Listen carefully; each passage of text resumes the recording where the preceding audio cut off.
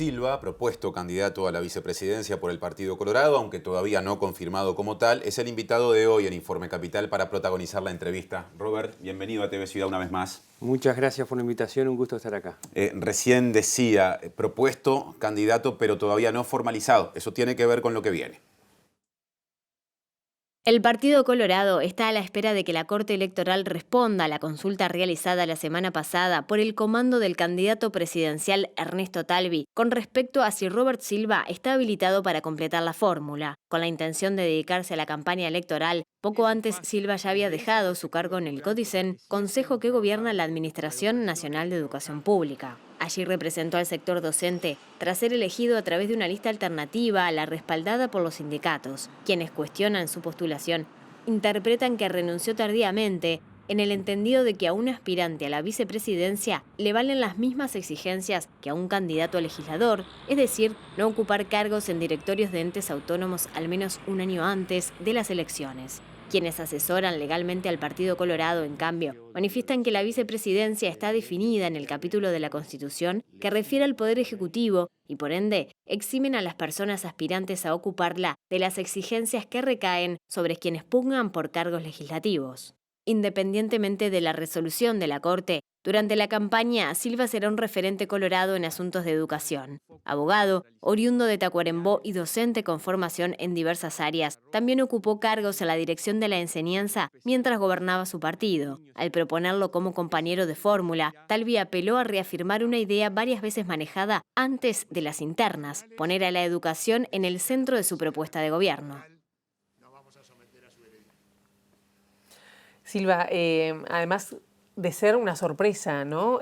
Su nombre como completando la fórmula colorada, también fue sorpresa todo lo que se generó, que llegó incluso a la Corte Electoral donde se está dirimiendo, bueno, si se sigue adelante con esta fórmula o no, con su nombre o no. ¿Cómo sigue este proceso en la Corte Electoral? ¿Podrá ser candidato? Confiado que sí, de que vamos a integrar una fórmula renovadora, una fórmula con mucha propuesta, que va a ser la encargada de liderar un proyecto transformador para el país. Cuando nosotros, lo que tú dijiste es así y lo he dicho siempre, ¿no? Y quienes están a mi lado saben que es así. Esto fue realmente una sorpresa. No lo tenía en el más inmediato de ningún horizonte. Yo estaba cumpliendo mi función, electo por maestros y profesores en el CODICEN, cuando se me convoca para hablar del tema, 48, 72 horas antes, había salido algo en un medio de circulación nacional. Eso facilitó un poco que la sorpresa no fuera tan grande, porque cuando el nombre circula, bueno. Y a partir de ahí resolvimos aceptar este desafío, porque para nosotros también la educación es lo fundamental. La educación es la herramienta que hace posible transformaciones y lo que el país necesita. Pero antes de eso, lo que estaba planteado y la duda... no, la duda, a ver... Y si cuando usted lo sí. llaman y se reúne, bueno, vimos la foto donde estaba también Sanguinetti, además de Talvi y Amorín Valle, ¿no se planteó en ningún momento que podía ser interpuesto algún recurso de que podía ser una persona que quizás no pudiera llegar a cumplir esa función por el cargo que tenía? Cuando el ofrecimiento en realidad me lo hizo Ernesto Talvi, luego que yo, bueno, esbocé, digamos, de alguna manera, no la aceptación, porque yo entendía que tenía que el CODICEN aceptar mi renuncia, o plantearlo al CODICEN formalmente antes de aceptar, estuvo el tema sobre la mesa y hubo consultas. Hubo consulta a personas vinculadas al derecho electoral, al derecho constitucional, y se nos dijo que podría haber eventualmente alguien que lo interpretara por un hecho anterior que había existido, pero que para el caso de una candidatura a la vicepresidencia, esa incompatibilidad no era de aplicación. Porque se nos dijo, esta incompatibilidad es de aplicación para los candidatos a legisladores. ¿Y ahí ya tenían resuelto hacer la consulta a la Corte Electoral o eso lo resuelven después porque hay voces políticas que dicen, ojo que esto no está, capaz que no es constitucional? Es como tú dices, es porque luego hubo se generó una polémica a partir de un artículo periodístico y hubo algunos actores que se pusieron sobre la mesa en tela de juicio la candidatura. Entonces el Partido Colorado y en particular Ernesto Talvi resolvió, con mi total y absoluto acuerdo, que ante la mínima duda, ante la situación que se había hecho pública, había que consultar al órgano competente, que es la Corte Electoral, para disipar cualquier duda o cualquier situación que se pudiera dar sobre este tema. Y ahora, como se dice en el fútbol, con el diario del lunes en la mano, ¿no hubiera sido mejor hacer la consulta previamente? Porque seguro que en la interna alguien quizá planteó la posibilidad, y en el derecho se dice habitualmente que existen o coexisten dos bibliotecas. Sí. A ver, lo que pasa es que la candidatura no... ¿cómo te voy a decir? No se podía consultar porque la candidatura no existía todavía. Hasta que yo no aceptara, hasta que no hubiera un ofrecimiento formal de todo el partido y yo no aceptara, y para aceptar tenía que desvincularme, la candidatura no existía. Entonces no podíamos consultar sobre una eventualidad. Sí, te reitero, hubo consultas informales a destacados profesionales, que de hecho nosotros presentamos, ahora el Partido Colorado presentó la consulta a la Corte, acompañada con 9 informes, ¿no? De destacados grado 5, grado 4, Oscar Botinelli, grado 5 en Derecho Electoral, Del Piazzo, Correa Freitas, en fin, una cantidad de profesionales y ahora se han sumado otros. Entonces, pero en este tema yo creo que lo bueno es esperar que la Corte se pronuncie y ahí determinaremos si seguimos en esta fórmula o no. Quiero ir a ese punto. Me consta que ustedes naturalmente están trabajando pensando en que la Corte va a respaldar lo que ya definió y la interpretación del Partido Colorado. ¿Qué pasa con Robert Silva si la Corte dice lo contrario? En la campaña en particular. Sí, sí. A ver, yo ya renuncié a Codicen, ya estoy fuera, estoy comprometido con la necesidad de transformar la educación. O sea que voy a seguir trabajando por la educación. La idea de Ernesto Talvi, acompañada por todo el partido, es que la educación es de tal importancia, las transformaciones que tenemos que llevar adelante, que un docente, porque además esto es bueno y es bueno ponerlo porque es así. Es decir, yo no solo conozco la docencia desde el aula, porque hasta el jueves estuve en clase, sino que además conozco el sistema educativo en su gobernanza por distintos lugares que he ocupado. Durante estos prácticamente 4 años, 3 años y pico que fue consejero, recorrí todo el país, visité todos los departamentos, escuelas, liceo, UTU, conozco. Entonces, una de las cosas que me dijo Ernesto Talvi y que fue una de las cosas que me ayudó a tomar la decisión en definitiva, es decir, Robert, es llevar la voz de la educación, del que está en la educación al ámbito parlamentario efectivamente en un lugar protagónico. Por 2 cosas, me dijo. Primero, porque nosotros consideramos que hay que cambiar la ley de educación, que hay que hacer una nueva ley orgánica de la educación que contemple una serie de puntos que están en el programa, incluso no es solo el Partido Colorado que lo dice, también hay otros actores que lo plantean. Y en segundo lugar, porque vamos a tener un presupuesto quinquenal donde se va a jugar el futuro de la educación por 5 años. Claro, ¿qué pasa si se queda sin el pan y sin la torta? Ya renunció, no sale la candidatura, ¿a qué se va a dedicar? Y trabajaremos en la campaña electoral de cara a defender los postulados de la educación, la reforma, transformación de la educación que hay que llevar adelante. Lo haremos desde el partido que siempre hemos militado. Aunque les digo francamente que Talvi ha puesto una cosa sobre la mesa y que yo comparto, que es la construcción de un proyecto que sea comprensivo de más personas que el Partido Colorado, que no sea solo el Partido Colorado. Yo creo que por todos los temas, ¿no? Uno a veces defiende el caballito de batalla que está o que ha estado gran parte de mi vida, pero por todos los temas tenemos que trabajar todos juntos, más allá de los partidos políticos, generar un proyecto. Yo creo que en educación, la manera que tenemos de transformar la educación, no lo digo ahora, lo vengo diciendo hace tiempo, es generar un proyecto, un plan, tratando de involucrar a la mayor cantidad de actores posible, que establezca plazos, que establezca objetivos, que establezca responsables, que establezca recursos necesarios y a partir de ahí comprometernos todos a trabajar en función del mismo y tratar de poner a los mejores en los lugares que se necesitan, los más capacitados, ayornando una cosa que a veces pasa en el país, que es la división entre el mundo académico, técnico y el mundo docente. ¿Cuántas veces los docentes que estamos en las aulas estamos por fuera de muchos de los discursos educativos que se realizan? ¿Cuántas veces los que estamos en la UTU, yo soy profesor de UTU, o los liceos o las escuelas, estamos por fuera y escuchamos a los técnicos que dicen lo que hay que decir?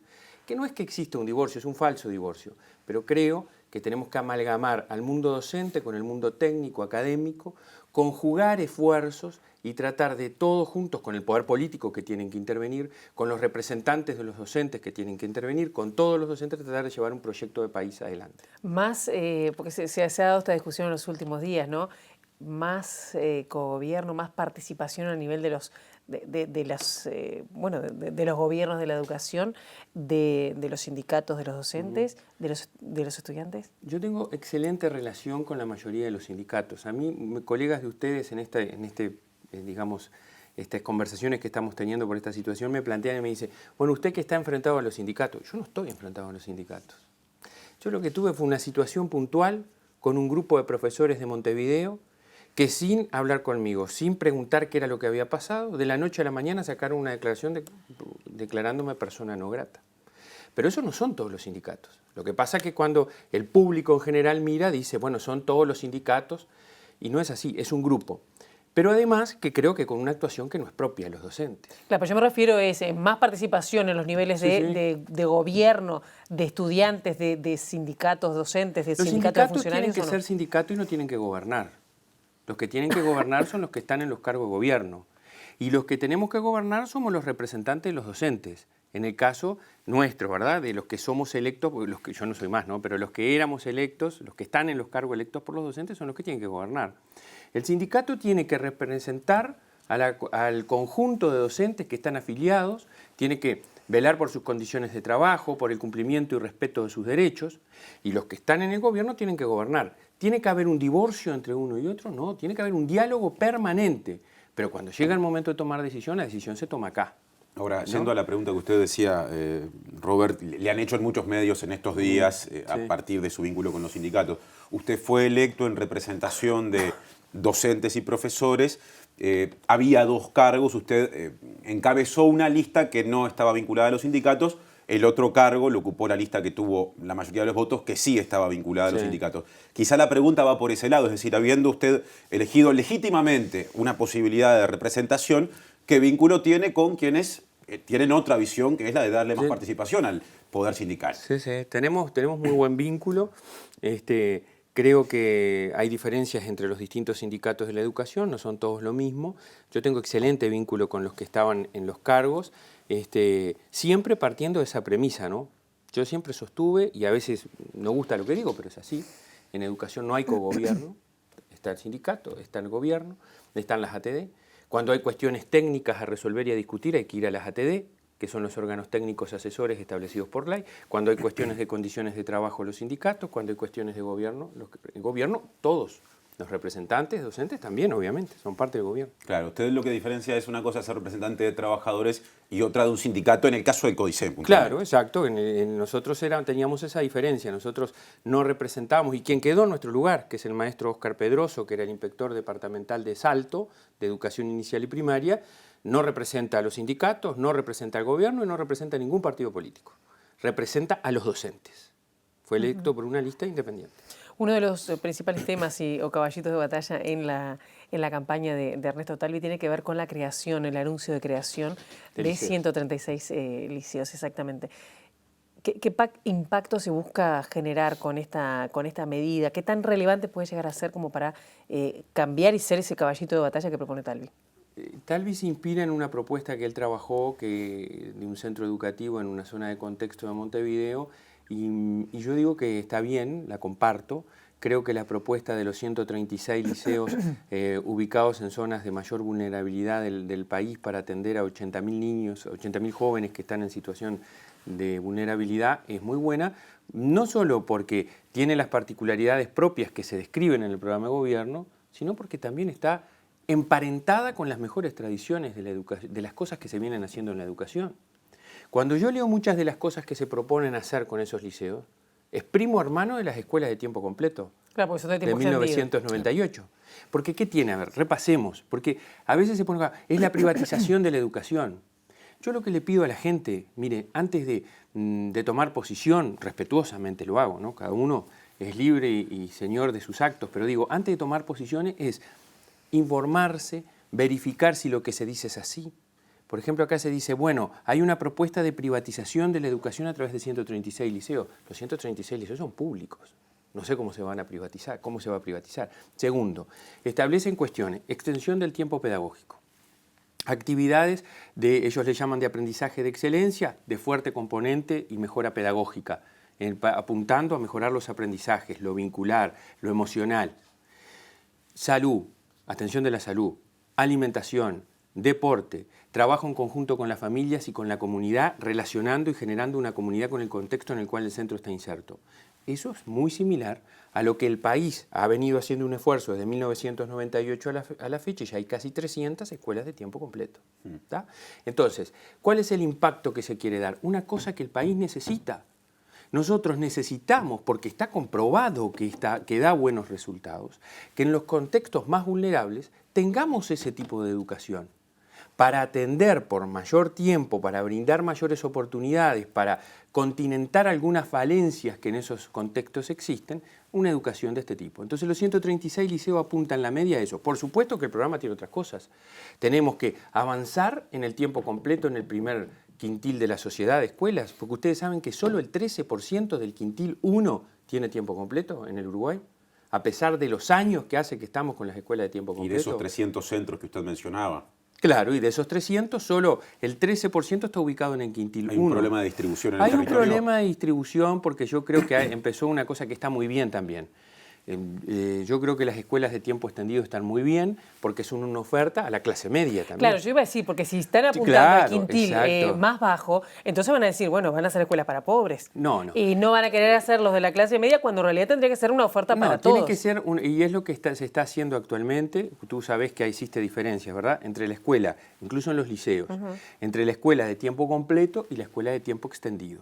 La escuela de tiempo completo, que es la de permanencia, para entendernos, ¿no? La permanencia del maestro 7 horas, que tiene talleres, que en fin, una serie de prestaciones, pero el maestro está todo el día, son en las que están priorizadas en los contextos 1 y 2. Las de tiempo extendido, donde el maestro va a sus 4 horas, pero contraturno, tiene talleres y cuestiones donde hay profesores con permanencia de director y secretario, es la que se ubican en los contextos 3 y 4, más o menos, y alguna en otro contexto. Pero digo, yo comparto, nosotros tenemos que somos un Estado de la justicia social, creado por el vallismo a principios del siglo XX. Y venimos avanzando en eso que está en nuestro ADN. Entonces, hay que poner foco en los que más requieren, pero comparto con vos, no hay que descuidar porque nosotros tenemos que ofrecer una educación de calidad para todos. Roberto, ¿no? se nos va la Fortalecer a la escuela pública. Ya que estamos hablando de la propuesta de los 136 liceos, pero también partiendo de la base de que el resto de las ramas de la enseñanza van a precisar inversión, porque no se acota o no se corta solo con los 136 liceos. ¿Con el actual presupuesto alcanza para lo que se proponen hacer? No. Yo creo, nosotros tenemos dos cuestiones en presupuesto. Una cuestión que durante tanto tiempo he aprendido en educación, siempre se precisa más plata, porque nosotros necesitamos ir avanzando en las prestaciones y atenciones que hacemos. Ahora, también es cierto, tenemos que mejorar la administración de los recursos. Hay que mejorar. Yo voy a poner un ejemplo para ser gráfico. ¿Por qué hacemos una elección de horas todos los años? ¿Por qué gastamos millones en una elección de horas en UTU y en secundaria todos los años, cuando además las propias autoridades te dicen que el 85% de los docentes vuelven a elegir en el mismo liceo? Bueno, se intentó y no se pudo. No hubo voluntad gubernamental de hacerlo. Porque no se pudo, porque un grupo de un sindicato se opuso. Pero yo te voy a decir, yo recorro el país, yo hablo con la mayoría de los docentes de secundaria, están hartos de que esto pase. Queremos tener estabilidad en nuestros centros educativos. Hay que tomar la decisión y hay que hacerlo. ¿Por cuánto tiempo debería elegirse? Y habría que ver, yo siempre...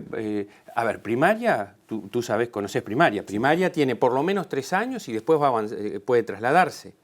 Según el cargo, cambia.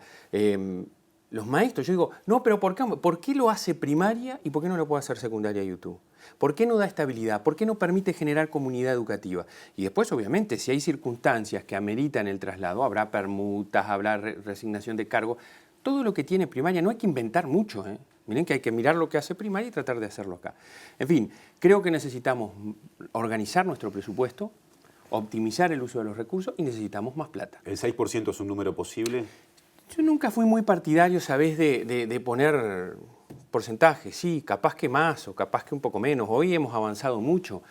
Hoy tenemos prácticamente un 4,8. Ha habido un muy buen incremento de recursos a la educación. Quizás lo que nosotros no tenemos que interpelar como sociedad es decir, bueno, el esfuerzo que como sociedad hemos hecho en recursos para la educación, ¿va compasado con los logros que estamos obteniendo? Ahí está la interrogante. Y bueno, hay que avanzar para que esos logros mejoren. Y la manera de mejorar, y con esto redondeo porque ya me avisaron del tiempo, es apostar fuertemente a los docentes. Nosotros no vamos a poder cambiar el sistema educativo si nosotros no apostamos al actor protagónico que tiene el sistema docente, el sistema educativo, que somos los maestros y profesores, sabiendo que la razón de ser del sistema educativo, el sistema educativo existe por el niño, por el joven, por el estudiante. Entonces, esa es una combinación que hay que tener bien claro. Claro, lo vuelvo a poner en la política. A ver. ¿Va a enamorar el Partido Colorado para de aquí a octubre? Porque Talvi estuvo ahí sentado y estuvo como muy entusiasmado a lograr una buena votación de un partido que viene bastante golpeado en las últimas elecciones. Nosotros hemos pagado las consecuencias como partido de la crisis del 2002 y hace 3 elecciones que nos recuperamos en la del 2009, caímos en la del...